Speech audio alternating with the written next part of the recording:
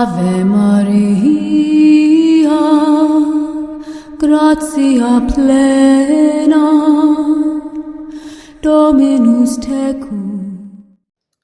இயேசு கிறிஸ்துவில் பிரியமான சகோதர சகோதரிகளே, எப்பொழுது மகிழ்ச்சியாக இருங்கள், இடைவிடாது ஜெபியுங்கள், என்ன நேர்ந்தாலும் இறைவனுக்கு நன்றி கூறுங்கள்.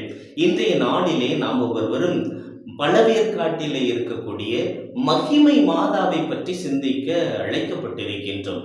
மகிமை பெற்ற ஒரு மாதாவாக, இறைவனுடைய மகிமையை முழுவதுமாக நமக்கு பெற்றுத்தரக்கூடிய ஒரு மாதாவாக இந்த மகிமை மாதா இருக்கக்கூடியவராக இருக்கின்றார்.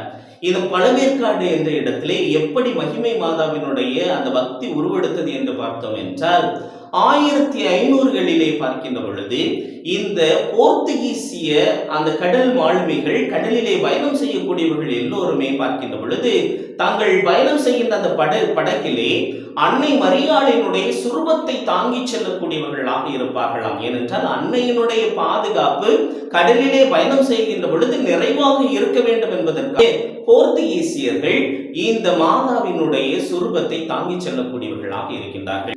இவ்வாறு வங்காள விரிகுடா அந்த கடலிலே பயணம் செய்கின்ற பொழுது 1500லே இவர்கள் தவறி அன்னை மரியாளினுடைய சுரூபத்தை கடலிலே தவறிவிடக்கூடியவர்களாக இருக்கின்றார்கள்.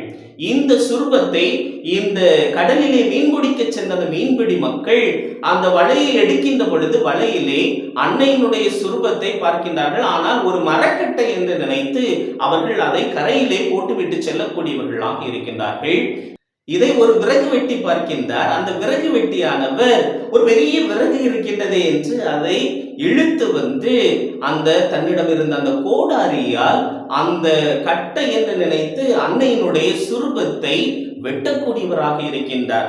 விழாவிலே அன்னையினுடைய சுரூபத்திலே வெட்டுப்பட்ட அந்த தடமானது இன்றும் இருக்கின்றது. அவ்வாறு அவர் வெட்டிய அந்த இடத்திலிருந்து இரத்தமானது பீரிட்டு இந்த விறகு வெட்டியினுடைய கண்களிலே படுகின்ற பொழுது அந்த விறகு வெட்டியானவர் பார்வையை இழக்கக்கூடியவராக இருக்கின்றார்.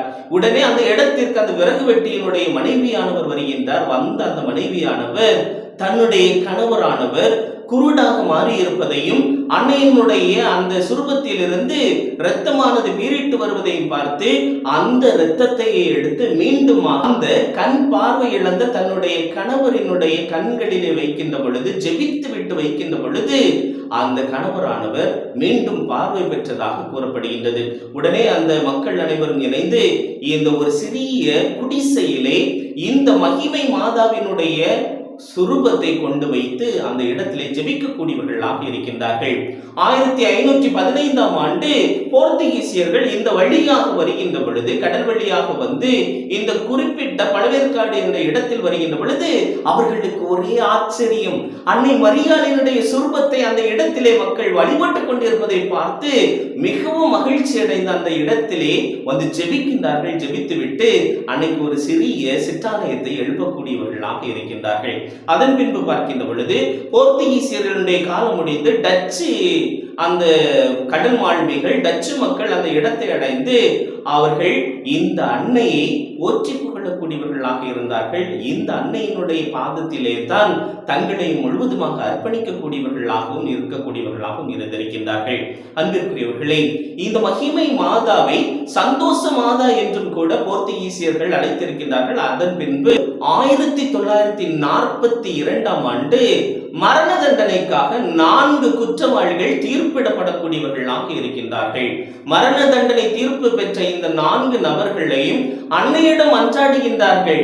இந்த மகிமை மாதா எங்களை காக்க வேண்டும், இந்த மரண தண்டனையிலிருந்து எங்களை மீட்க வேண்டும் என்று மன்றாடுகின்ற பொழுது இந்த அன்னையினுடைய மகிமை அன்னையினுடைய பரிந்துரையின் காரணமாக 1942ஆம் ஆண்டு இந்த 4 மரண தண்டனை கைதிகளும் விடுதலை பெறக்கூடியவர்களாக இருக்கின்றார்கள்.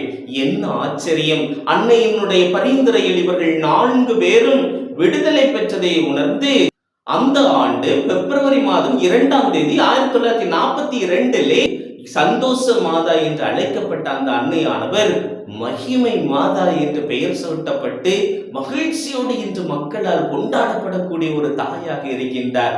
இந்த ஒரு மகிமை மாதாவினுடைய அருள் துணையை நாடுகின்ற பொழுது, அவருடைய பரிந்துரையை நாடுகின்ற பொழுது, நாம் ஒவ்வொருவரும் கூட இறைவனுடைய ஆசிரையும் அருளையும் நிறைவாக பெறுவோம் என்பதிலே ஐயம் எதுவும் இல்லை. ஆகவே அந்த அன்னையினுடைய அருளை, அவருடைய பரிந்துரையை நிறைவாக நாடுவோம். இறைவன் நம்மை நிறைவாக ஆசீர்வதிக்கட்டும்.